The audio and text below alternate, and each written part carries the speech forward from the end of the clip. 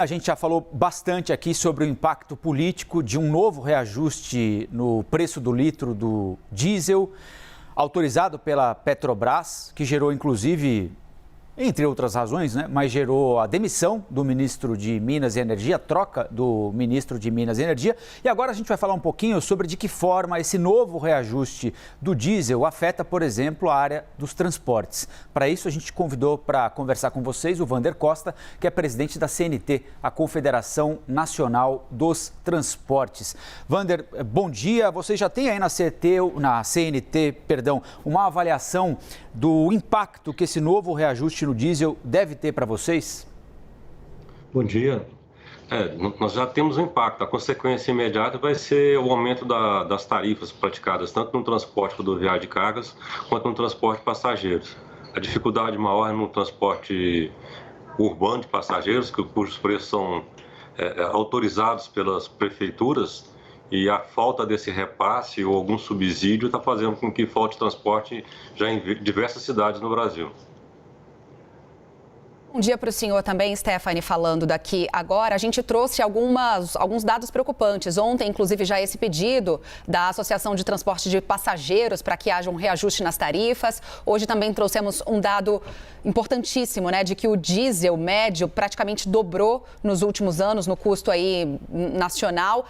De que forma isso já vem sentido e quando é que a gente deve esperar esse impacto na cadeia daqui para frente, nesse dominó que acontece? O diesel já vem subindo já há bastante tempo, agora esse é mais um repasse, ainda tem expectativa de novos aumentos, porque não existe ainda paridade internacional. E a gordura que as empresas tinham, a reserva de capital para segurar preço já está esgotada. Então, agora é necessário ter a sensibilidade de quem paga o frete no transporte de carga, de ter um repasse mais urgente para garantir o abastecimento do Brasil. No transporte de carga tem livre comércio, a negociação é feita transportador com embarcador, e isso demora um pouco, mas logo já vai estar nos preços e vai, infelizmente, impactar na inflação. Porque toda mercadoria transportada, ela sempre passa num caminhão em determinado momento e o aumento do preço vai aumentar o custo. O passageiro também é mais grave, tem que ter uma sensibilidade das autoridades. Via subsídio, como aconteceu aqui em Brasília recentemente, hoje está falando isso, ou via aumento de tarifa. O prefeito, o governante tem que escolher. Eu vou aumentar o preço da passagem e transferir isso para a população, ou tem recursos públicos que pode arcar subsidiando parcialmente o transporte urbano de passageiros. Vocês têm levado isso às autoridades, Wander, e a CNT sente que há possibilidade de que alguma solução imediata seja encontrada para tentar atender os passageiros, o setor também, até que o petróleo se desvalorize um pouco, enfim, que o preço internacional da commodity se estabilize num valor um pouco mais baixo? Sim, a CNT está atuando de duas frentes diferentes. Uma através do Sindicato Federações pelo Brasil, diretamente nas prefeituras e nos governos estaduais, no transporte intermunicipal. E aqui em Brasília, diretamente, nós temos um projeto que foi aprovado no Senado, que passa para a responsabilidade de quem conceder a gratuidade e arcar com os custos, Então, hoje o transporte de idoso é gratuito, a gente defende isso, mas entendemos que, por ser uma determinação federal, o governo federal deve arcar com os custos, porque quando se dá gratuidade e não repassa para as empresas, existe um subsídio cruzado que é pago pelo próprio passageiro. Então, nós estamos onerando o usuário de ônibus que paga passagem, e uma vez que isso poderia ser utilizado com recurso público, e existem recursos públicos para essa destinação. Um exemplo mais fácil é o transporte de estudante, a meia passagem, onde tem o Fundo Nacional da Educação que subsidia o transporte de alunos rural, e não tem essa concessão para o urbano. Então, nós temos um projeto que já foi aprovado no Senado, que está na Câmara, e isso pode trazer um alívio ao custo da passagem, fazer com que viabilize o transporte urbano de qualidade, se onerar ainda mais o passageiro. Wander, a Basília Rodrigues, nossa analista de política, quer fazer uma pergunta para você também. Oi, Sr. Wander, tudo bem? Muito bom dia, obrigada mais uma vez pela entrevista aqui à CNN Brasil. Olha, o governo tem dito que não tem mais o que fazer para controlar o preço dos combustíveis, não conseguia antes, não está conseguindo agora. O senhor, como empresário do setor de transportes, que é diretamente impactado por isso, né, fortemente impactado por isso, qual seria então, qual a proposta desse setor empresarial para o governo, a fim de controlar esse preço dos combustíveis? É um fundo de equalização? É o pagamento de algum programa de subsídios para tentar compensar essa alta no preço dos combustíveis? O que vocês têm conversado a respeito? Bom dia, Basília. O fundo de compensação é uma alternativa, está sendo discutido no Congresso.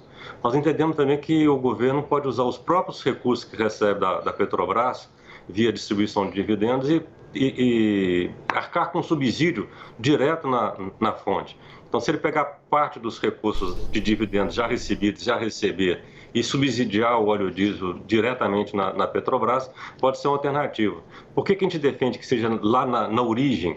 É para poder fazer com que essa contribuição seja repartida com os governos, com a cadeia produtiva. Se você subsidiar a ponte, o carreteiro, a ponta como carreteiro, como é falado, vai deixar todo o ônus anterior, tanto a margem da distribuidora e quanto os tributos estaduais vão incidir na bomba. Se ele subsidia na origem, ele reduz a base de cálculo do óleo diesel e faz que esse subsídio tenha todo um reflexo na cadeia produtiva. Então, o governo está achando está declarando que está muito alto o lucro da Petrobras. Ele participa dele em duas formas. Primeiro, a tributação, e segundo, no dividendos, que ele é o maior acionista da Petrobras. Então, abra mão dos dividendos e subsidia na origem para poder fazer com que a população sofra menos. Isso vai ferir o teto de gastos? Se vai ferir, eu acho que tem uma propensão do Congresso Nacional de avaliar através da PEC para poder fazer essa autorização emergencial e dar conforto ao governo federal.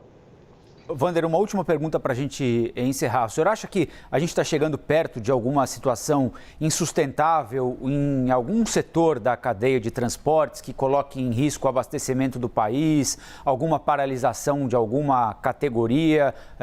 Vocês aí na CNT percebem isso no horizonte ou ainda não? Não, a gente não vê nenhum clima de paralisação e o risco de desabastecimento pode ocorrer para aquele setor que não tiver sensibilidade de aumentar o frete. Então, existem alguns embarcadores que estão insistindo em manter tarifa, aí vai faltar transporte exatamente para aquele que não quis remunerar. É igual o outro assunto que a gente tem colocado, que tem sofrido muito também, é o trigo. Então, o pãozinho aumenta. Se por acaso a pessoa não quiser pagar pelo aumento do trigo na hora de comprar o pãozinho, ele vai ficar sem pãozinho. O frete é a mesma coisa. Ou paga pelo aumento do diesel para garantir o abastecimento, ou vai faltar frete para quem não tem essa acessibilidade. Mas movimento e paralisação, a gente não tem nenhum sintoma. Os transportadores estão conscientes que paralisar não vai contribuir com o desenvolvimento social do Brasil. Tem que ter um equilíbrio de preço para poder garantir o abastecimento. Wander Costa, presidente da Confederação Nacional dos Transportes, muito obrigado pela entrevista do senhor aqui para a CNN. Um bom dia. Muito obrigado a vocês. Bom dia.